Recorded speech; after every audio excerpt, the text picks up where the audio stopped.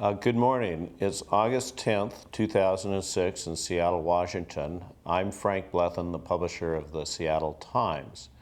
This is a special occasion for the Seattle Times and for the Blethen family who owns the Seattle Times and has for 110 years, because this is the day of our 110th birthday celebration. In this interview, I've been asked to talk a little bit about the Blethen family's commitment and why we have become so unusual as a 110-year-old family, locally owned family newspaper, and then also about some of the public policy issues around media and newspaper consolidation.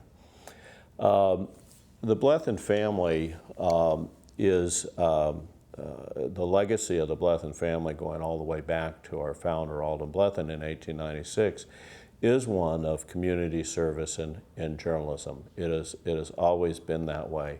I don't know of any family newspapers left where they don't have the same kind of commitment of the Blethen family. It is not unique that the Blethen family has sacrificed personal wealth for these values that they feel are important. I think this is the experience of other family newspapers that are committed today, that they're finding the family and the succeeding generation of family. There really is something in this day and age to belong to something which really is values-based and really makes a difference in the community and does something special like journalism. And it's very powerful, and it's a hell of a business tool, because it's what attracts people like Mike Fancher, both on the journalistic side and on the business side. When Frank started to take on some of this media consolidation, public policy stuff, I rather actively encouraged him to not do that. I felt that it was somewhat of a lost cause, and that for the most part he would be tilting at windmills, and that there were other more important things that we had to attend to a little closer to home.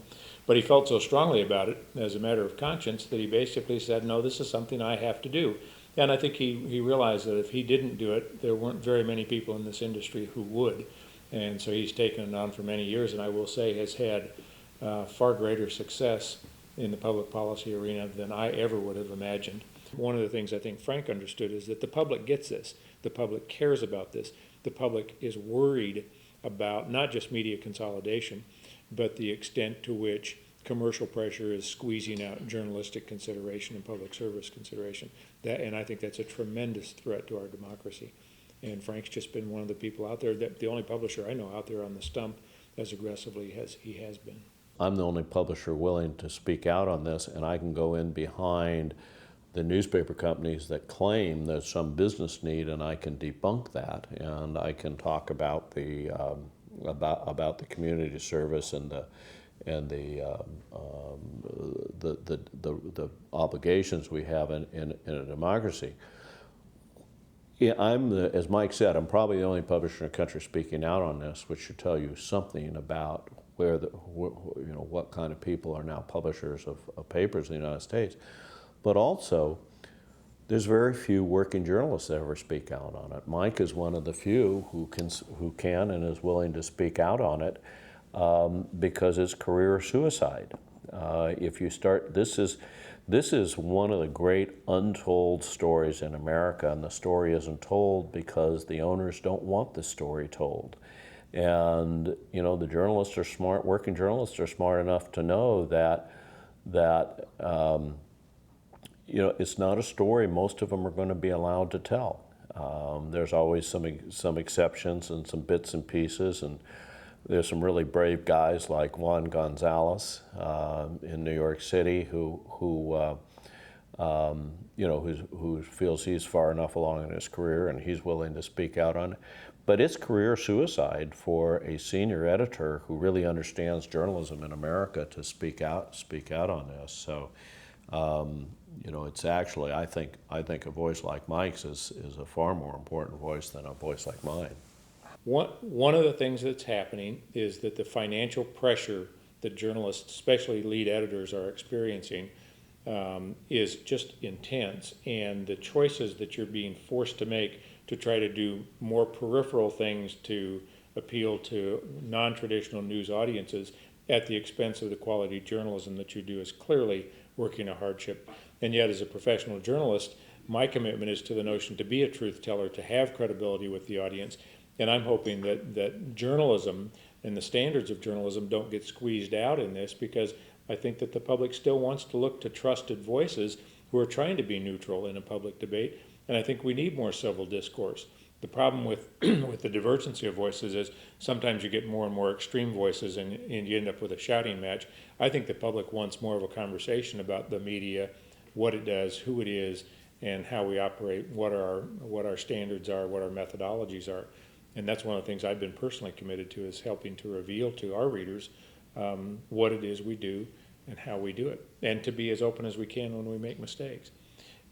So I just think that trying to keep the profession of journalism safe going forward is tremendously important. At the end of the day, you got to believe in the journalism of the community service, and you got to believe that you have a public service responsibility, which clearly a publicly traded corporation or a financial investor are not going to be there. And I've always told my cousin, and I've always told Mike and our department heads and the rest of my family, I said, you know, what's important to me is that you all respect me, and that I'm representing you appropriately, both the journalist as well as the family. We don't shy away from aggressive coverage. We insist on it, and we also insist on public openness. I mean, this newspaper has supported the newsroom financially in everything we've tried to do to open records and open meetings and open courtrooms. And the two landmark decisions in this state about open courtrooms and civil and criminal courtrooms are Seattle Times cases that went to the state Supreme Court, and we won both unanimously. So the backing of the family financially, spiritually, if you will, is just fantastic. And the journalists who are here know that. I mean, that's one of the reasons they're here, is because we are fiercely independent. We pride ourselves on doing things right. And the push that we get from Frank is to do an even better job. There was a moment in the recent past when we were really up against the wall. The family was really up against the wall. It was a pretty dark time in terms of whether or not they were going to be able to hold on to this enterprise. And Frank sat down with me and basically said, I don't know if we're going to be able to see our way through this. And he said, but as long as we do, as long as we're here, do the best journalism that you can for as much time as we have. What more could you ask for from a publisher whose back is against the wall in terms of something that his family has done for 110 years than to say, do it to the best of your ability for whatever time we have left? That's an amazing blessing.